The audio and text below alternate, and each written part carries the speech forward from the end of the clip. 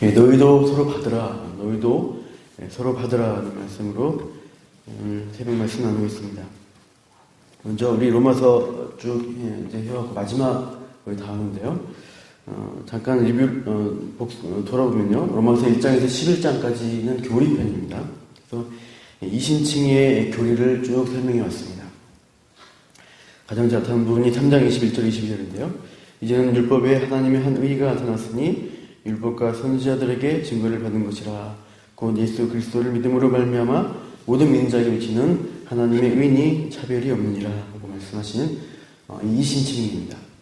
그래서 이신칭을 받은 자들은 그리스도 안에 있는 자이고 그들은 결코 정죄함이 없다라고 로마서 8장에서 선포했습니다. 이렇게 쭉 이신칭의 교리에 이어서 이제 12장부터는 적용의 내용입니다. 실천이죠. 그리스도 안에 거하는 이 신자들은 어떤 새로운 삶을 살 것이냐를 교훈하시고 있습니다. 그래서 거룩한 산제사로 우리 몸을 들여서 영적 예배자로 살 것을 강조합니다. 각자 주신 은사대로 이 공동체 지체를 섬기라고 하고요. 13장에서는 세상을 향해서 위에 있는 권세에게 순종하라 말씀을 하고 있습니다. 그래서 믿음을 위해서 또 우리가 화목한 삶을 살고 14장에서는 특별히 공동체 안에 믿음이 연약한 자들이 있는데 그들을 받아들이되 용납하되 비판하지 말라라고 말씀하셨습니다. 특히 율법으로부터 자유케 된 자, 믿음이 좋은 사람들이 있습니다. 그런 사람들이 절기나 음식 문제로 믿음이 연약해지는 자들을 업신여기거나 또 실족해 하지 말라는 권고를 하고 있어요. 그러니까 이 14장 바로 앞에 우리 오늘 보면 앞인데 그 문맥상 볼 때 안식일을 준수하는 관습에 종교적 관습이나 우상 제물 이방인이 파는 음식에 대한 그 경계심 때문에 많이 이제 긴장하고 자유롭지 못한 유대인 출신 그리스도인들이 어떻게 보면 믿음이 연약한 자들입니다. 당시 로마 교회는 보수적 성향의 유대인 신자들도 있고요. 또 진보적이고 자유로운 이방인 헬라인 신자들이 공존하는 다민족 공동체라고 할 수 있습니다. 뒤에 16장에 문안이 살 때 이름들이 있는데 그 이름들 보면 유대인식 이름도 있고요. 또 로마식 이름, 또 그리스의 이름, 그리스식 이름, 또 흑인으로 추정되는 이름들도 나옵니다. 이런 다양한 배경하에 있는 사람들이 모여서 교회를 이루고 있습니다. 그래서 특별히 로마 교회에 바울과 같은 유대 출신, 그래서 율법의 형식에 매기 쉽고 안식일과 주일을 같이 지켜야 된다. 토요일도 지켜야 되고, 그러니까 초대교회, 예루살렘 교회가 그랬습니다. 토요일에도 안식일날 모였고, 주일날에도 주님 부활을 기억하면서 예배한 날로 또 모였습니다. 그러니까 이 두 가지를 같이 지키려고 하는 유대 출신, 여전히 율법에 매여 있는 자들, 그래서 이 믿음이 연약한 자들에 대해 율법에 매일 필요가 없는 헬라 출신, 로마 출신 신자들은 그런 약자들에 대해서 배려 없이 함부로 하지 말라라고 하는 것이죠. 그래서 오늘 본문에 보시면 15장 1절이요. 같이 한번 읽어볼게요. 믿음이 강한 우리는 마땅히 믿음이 약한 자의 약점을 감당하고 자기를 기쁘게 하지 아니할 것이라 말씀합니다. 그러니까 자유롭게 믿음의 확신을 가지고 어떤 율법에 매이지 않고 자유로운 자들이 계속 매어가지고 이렇게 쫓겨내는 그런 사람들 볼 때 그 약점을 담당하는 것이죠. 그러니까 그 사람의 약점이 나도 그럴 수 있는 거죠. 나도 그 사람의 약점이 나도 연약한 자인 것처럼 함께 동일시하고 용납하고 책임져 주라는 것입니다. 자기를 기쁘게 나는 괜찮아 나는 자유로워 이러면서 자기만을 기쁘게 하는 그런 태도를 보지 말라는 것이에요. 자기 믿음의 확신대로 자유롭게 행동하고 그렇지 못한 사람은 비판하고 강변하면서 자기중심적, 자기만족 신앙생활에 빠져서는 안 됩니다. 물론 성경에 대한 지식을 정확하게 알고 우리가 바른 믿음 생활이 무엇이냐, 신앙의 자유가 무엇이냐를 알면서 잘못된 종교적 관습에 매이지 않는 것은 좋습니다. 그렇게 또 배워야 되고 우리가 살아야 되는 건데 우리 공동체 지체를 향해서 아직 믿음이 약하고 이제 초신자들 그런 사람들 향해서 배려만 없이 그건 잘못되었지라고 사람을 비판하고 실족해 한다는 것은 어떤 공동체의 하나된 무너뜨리는 악이 되는 것입니다. 팔짱 끼고 그렇게 그 수준밖에 안 되라고 비난하는 사람이 있다면 오늘 본문 말씀에 의해서 책망을 받아야 되죠. 오히려 1절 보시면 믿음이 강한 우리는 마땅이라고 했습니다. 이 마땅이라는 것은 약자를 배려하는 것이 선택사항이 아니라 의무사항인 것을 강조하시는 것이죠. 갈라디아서 1장 6장 1절 2절 제가 읽어드립니다. 형제들아, 사람이 만일 무슨 범죄한 일이 드러나거든 신령한 너희는 온유한 심령으로 그런 자를 바로잡고 내 자신을 돌아보아 너도 시험을 받을까 두려워하라. 너희가 짐을 서로 지라. 그리하여 그리스도의 법을 성취하라고 말씀합니다. 그러니까 나도 넘어질 수 있는 자다. 나도 약한 자다. 나도 참으로 이런 약한 자리에 또 약한 자리에 갈 수가 있다는 것을 알고 서로 같이 짐을 지는 태도로 서로를 섬기는 것, 서로의 책임을 지는 것, 그런 것이 바른 어떤 성도의 삶이다라는 것을 강조합니다. 2절로 가시면은 보다 적극적인 태도를 요구하고 있습니다. 우리 각 사람은 자기를 기쁘게 하는 것이 아니라 무엇입니까? 이웃을 기쁘게 해야 된다라고 말씀하고 있어요.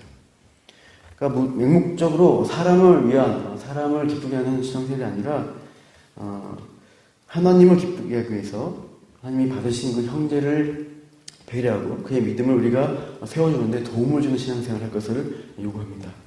이렇게 하게 될 때 선을 이루게 되고요. 또 덕을 세우도록 하는 것입니다. 공동체 안에 선과 덕을 세우는 영적 유익이 일어나도록 우리가 그렇게 지체의 관계를 쌓아야 합니다. 3절에 보시면은 시작 부분에 원어로 보면요. 왜냐하면이라는 단어가 들어가 있습니다. 왜냐하면 그리스도께서도 자기를 기쁘게 하지 않으셨나니 라고 하는 것이죠. 그리스도도, 예수님도 스스로 자기 중심적으로 자기를 위한 모습을 사지 않고 이 땅에 오셔서 자기가 죄로 구원할 백성들을 배려하시고 섬기는 삶을 사셨습니다. 지하들의 연약함을 볼 때 지하들을 꾸짖고 했지만 지하들을 무시하거나 함부로 책망한 것이 아니라 지하들 신앙이 성장할 것을 바라보면서 기다려 주셨습니다. 베드로가 가장 그런 모습을 보이죠. 베드로가 나는 수제자다 이러면서 참 잘난 체 많이 하고 나섰죠. 그때 예수님이 누가복음 보시면 시몬아 보라 사탄이 밀가부르듯 하려고 너희를 청구했으나 그러나 내가 너를 위하여 내 믿음이 떨어지지 않기를 기도하노니 너는 돌이킨 후에 내 형제를 굳게 하라. 지금 네가 잘난 줄 알고 참 최고라고 생각하는데 네가 넘어질 날이 있다. 그래서 네가 너를 위해서 중보한다고 예수님이 말씀하시죠. 베드로는 뭐라 그래요? 주여 내가 주와 함께 오기도 죽는데도 가기를 준비하나이다. 죽음까지 함께 할 수 있습니다. 그런 결단을 하는데 결단코 분하지 않겠다라고 예수님께 얘기했지만 어떻게 돼요? 닭이 3번 울기 전에 예수님을 세 번 부인하게 됩니다. 3번 부인하죠. 그래서 베드로는 그의 모든 신념, 자기에 대한 확신은 다 무너졌어요.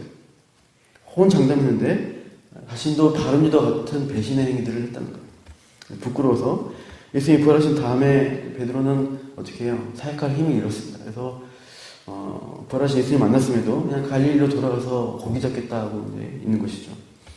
그런 베드로에게 예수님이 찾아오셨습니다.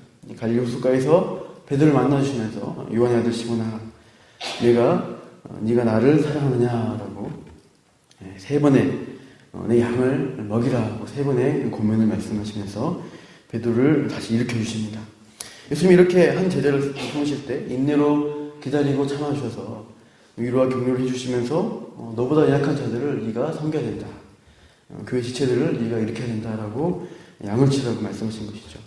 3절 후반부 오늘 본문에 그렇게 하나님이 그리스도가 자기를 기쁘게 하지 않고 제자를 섬겼던 것처럼 그러니까 예수님을 따르는 우리들도 그렇게 섬겨 나가는데요. 이 섬김의 사역 가운데 3절 후반부에 주를 비방한 자들의 비방이 내게 미쳤다는 시편 69편의 이념입니다. 이것은 그 하나님과 이웃을 기쁘게 하는 일, 그들을 섬기는 일 가운데 뭐가 있냐? 고난이 따를 수 있다고 말씀합니다. 예수님도 우리를 섬기시기 위해서 이 땅에 오셨는데 이 사람과 섬김의 행위 가운데 참 고난이 참 많이 동반되었습니다. 예수님 많이 참고 인내하셔야 했습니다. 약한 누군가를 세우기 위해서 그를 참아주고 때로는 오해받는 일도 감수되고 그를 위해서 우리가 희생도 해야 되는 것이죠. 그래서 이 교회 안에 공동체를 우리가 섬겨 나갈 때, 지체를 섬길 때 내가 그 사람을 세우기 위해서는 내가 얼마나 수고해야 되고 때로는 나의 참 희생과 손해가 있다는 것을 우리가 알고 주님도 그렇게 하셨기 때문에 나도 그 비방과 고난 당한 일을 감수해야 된다고 바울은 또 권하고 있는 것이죠. 4절에 보시면 무엇이든지 전에 기록된 바는 하면서 우리의 교훈을 위해서 기록되었다라고 말씀하고 있습니다. 전에 기록된 바, 이것은 성경을 가리키고 있습니다. 성경이 우리에게 교훈을 주기 위해서 기록된 것이죠. 어떤 교훈을 주느냐라고 할 때 인내로 또는 성경의 위로로 소망을 가지게 하려고 기록되었다는 것입니다. 여기 이 로마서를 쓴 바울에게는 사실 신약이 없었으니까 구약 성경일 것입니다. 바울 수명년 전에까지 수년 전에 쓰여졌던 과거의 구약의 말씀이 이 현재를 살아가는 바울과 또 지금 우리 신구약 66권이 우리에게 교훈의 말씀을 주신다는 거예요. 이 현재 이 지체를 섬기며 교회를 섬기며 고난받는 자들에게 인내를 할 수 있는 힘을 주시고 또 그 말씀을 통해서 현재 어려움을 견디게 하는 성경의 안위와 위로가 있다고 말씀하고 있습니다. 미래에 소망을 준다는 것입니다. 5절에 보시면은 이 인내와 안위는, 이 위로는 곧 하나님으로부터 온다라고 말씀하고 있습니다. 이러한 신앙자 모습이 곧 그리스도를 본받는 태도라는 것입니다. 그러니까 그리스도를 본받는다는 것은 결국 뭐예요? 서로가 뜻이 하나 되어지는 것, 하나된 모습으로 가는 것을 말씀하고 있어요. 예수님을 닮는데 한 뜻을 품게 되죠. 서로 뜻이 같게 되는 것이고 6절에 우리 6절 말씀 같이 읽으시죠. 한 마음과 한 입으로 하나님 곧 우리 주 예수 그리스도의 아버지께 영광을 돌리게 하려 하노라. 한 마음 한 뜻이 되어서 한 입이 되어서 같은 고백을 하면서 영광 돌리는 예배하는 자들, 한 예배 공동체로 우리가 그런 예배자의 모습, 하나님의 모습을 나타낸다라고 말씀합니다.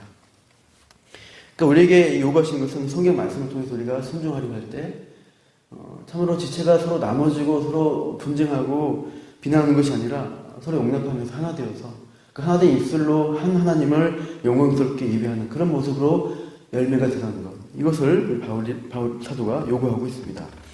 우리 7절 말씀, 그래서 그리스도를 본받을 그 모습이 이렇게 나타나는 거죠. 다시 강조하는 것은 7절 읽으시죠. 같이요. 그러므로 그리스도께서 우리를 받아 하나님께 영광을 돌리심과 같이 너희도 서로 받으라. 그리스도가 우리를 받아들였습니다. 죄인이 없고 순종하지 않는 자들, 예수님은 어떻게 보면 그 자리에 있을 때 예수님 우리가 또한 십자가 못 박아 죽이려 했던 그런 죄인들을 예수님이 받으셨고 복음으로 우리가 은혜 받아서 예수님을 주라고 고백하고 있습니다. 그리스도께서 우리를 받아주셨기 때문에 우리가 이 자리에 있는 것입니다. 그래서 우리가 하나님께 영광을 돌리게 된 것처럼 우리도 어떻게 해야 돼요? 우리 처음부터 말해왔지만 믿음이 약한 자, 연약한 자, 지체를 바라볼 때 그들을 받아들여야 하는 것이죠. 용납해야 하는 것입니다. 그렇게 함으로써 하나님께 영광이 됩니다. 우리가 서로 분쟁하고 끝까지 미워하고 받아들이지 않고 있다는 것은 예배하는 예배자의 모습으로 나올지라도 하나님께 영광스럽게 되지 못합니다. 우리가 서로 사랑할 때 세상 사람들이 참된 그리스도 제자인 것을 알고 하나님께 영광을 돌리게 된다고 했습니다. 우리가 하나된 모습, 한 공동체인 것을 드러내는 그런 일을 통해서 참 같은 신앙 안에 형제 자매를 우리가 먼저 용납하고 받아들임으로써 참된 예배자, 하나님께 영광 돌리는 자로 살아내시기를 축원합니다. 화목한 사랑의 관계를 이루어야 됩니다. 그 다음에 있는 쭉 말씀들은 이 구약을 인용하면서 이방인과 이 선택받은 이스라엘 민족이 구약 성경에 의하면 함께 예배하는 자로서 나타났다고 계속 강조하고 있습니다. 그래서 그리스도도 할례 주종자가 됐지만은 9절에 이방인들도 그 국민하심을 동일하게 받고 영광 돌린다고 말씀하죠. 열방 중에서 감사하는 것은 뭡니까? 그래서 이방인들과 함께, 온 민족과 함께 감사하는 것이고 10절도 열방들과 주의 백성과 함께, 이방인들이 주의 백성들과 함께 예배하는 모습들. 12절 이사야 예언도 이새의 뿌리가 열방을 다스린다는 거, 하나님의 말씀을 다스린다는 거. 그렇게 하나님이 하나됨을 원하시고 그렇게 예배적으로 나오도록 우리에게 권하시고 있습니다. 이 시대에 우리가 살아갈 때 오늘도 우리 지체들 또 내 주변에 앞으로 지체가 되어야 할 사람들 바라보시면서 그들을 섬기고 용납하며 그리스도의 복음들을 살아내시는 그렇게 함께 영광 누리시는 저와 여러분 되시기를 축원합니다. 기도하겠습니다. 그리스도가 너희를 받은 것처럼 너희도 서로 받으라고 말씀하시는 하나님, 참으로 이 세상은 이익 때문에 자신의 이득을 위해서 분열하고 서로를 참 넘어뜨리고 자기중심적으로 살아가는 이런 세상입니다. 그러나 그리스도인으로 부름받은 우리들은 자기를 희생시켜서 남을 유익하게 하고 지체를 세워나가고 그들을 섬겨서 그리스도의 사랑을 나타내는 자들이라고 했습니다. 그리스도가 우리를 위해서 자기 생명 주기까지 사랑하셨고 죽을 수밖에 없는 우리들을 생명으로 인도하여 주셨습니다. 그 사랑을, 그 용납을 우리가 받았기에 오늘도 우리가 우리 주변에 우리가 섬길 사람들을 바라보며 우리 가족들 또 믿는 지체들 또 앞으로 믿어야 할 그 지체들을 품을 때 하나님 우리가 그렇게 섬겨나가며 그들과 하나 되신 모습으로 또 하나님께 영광 돌리는 예배자가 되게 하여 주시옵소서. 오늘도 하루를 살아갈 때 그렇게 하나님께 영광 돌리는 주의 백성 참으로 그리스도의 사랑을 실천하는 그러한 삶이 되도록 인도하여 주시기를 간구합니다. 그렇게 하시 하나님을 찬양하며 이 모든 말씀 예수님 이름으로 기도합니다.